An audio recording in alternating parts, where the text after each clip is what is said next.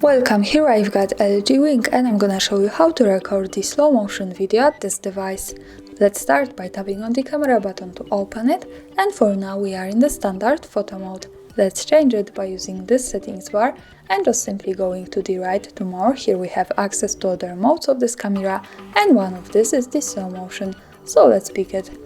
Now here we are, we can start recording this kind of video by using this big button at the center. We can also move to this one to the side if we want to have the part of our video in the slow motion or all of this. Now let me stay on this one and let me show you one extra tip here in this device. We can slide to open it.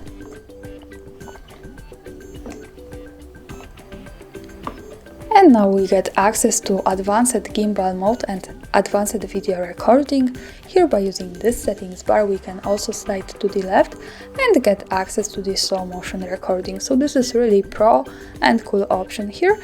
And let me stay on this one now and let me start recording to show you how it works. And now all of this should be on the slow motion. To stop, let's just tap again on this button. Now let me close the device.